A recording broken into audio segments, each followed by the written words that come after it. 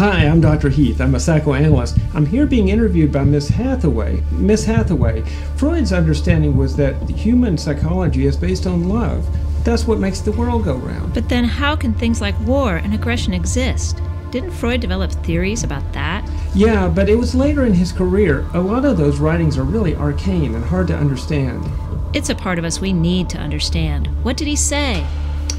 Okay, here goes. By the time of the First World War, Sigmund Freud had already written the foundations of his psychology. His writings in The Interpretation of Dreams and the 3 essays rooted the human condition in love and attachment. But the war was a horrible one, the first truly industrialized war. Freud saw his homeland torn. Some of his patients, after the work that freed them of their mental anguish, were killed in the battlefield. Why do we do this to one another? How can this be? As Freud struggled with these questions, he wrote a book called Beyond the Pleasure Principle. In it, he describes what he called a death drive, something that he says is within us all. Maybe there is an innate drive, the opposite of a life force, that leads to inertness, to the ending of everything. But that doesn't answer any questions. How can you say we are drawn to it? We are drawn to it. We're drawn to death. Part of it's that we're trying to understand it, trying to master it. Nightmares and flashbacks are examples of our mind trying to master stuff we're powerless over. But it's not just in cases of trauma. In fact, this may be part of our excitement about certain kinds of sports, like boxing or even football. Wait, aggression and trauma are different than death. How can you say it is death we are drawn to? Okay, check it out. In the 3 essays, Freud had already brought up that some negative emotions indicate their opposite. Sometimes shame happens to keep our splashy side tamped down. And disgust is used by the mind to keep excitement warded off. Freud says that horror is a counterforce like this. Sometimes we're drawn to the very thing that horrifies us. Wait, this is crazy talk. People are drawn to stuff they are horrified by? Hear me out. People pay money to be scared. Zombie movies are all the rage. A few years back it was vampires. Do you know what a zombie is? Someone dead, brought back to life by magic. Scary stuff.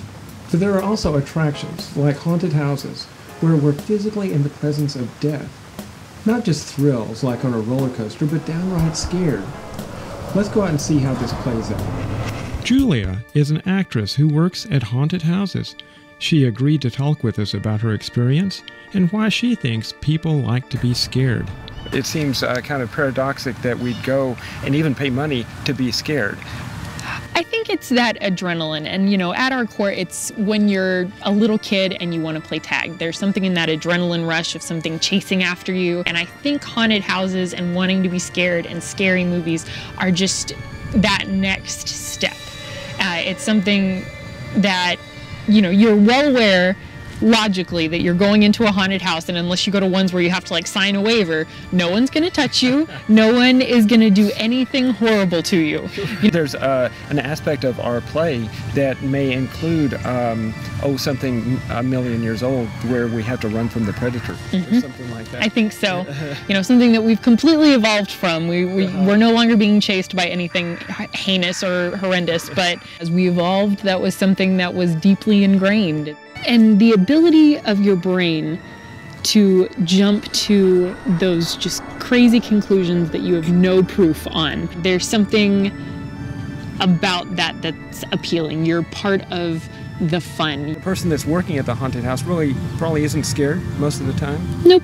So from the side of the scarer versus the scary, for the most part, that everybody there is pulled into that same level of wanting that adrenaline that you are, and you're happy to provide it. So I don't know how many scary books that you read. I am a big fan of Stephen King and Dean Koontz. I could absolutely read a feel-good book about, a kid and his dog or something like that, but the notion that I'm willing to read something that is just about to get under my skin and make me incapable of sleep for a little while is incapacitate you for a little Right.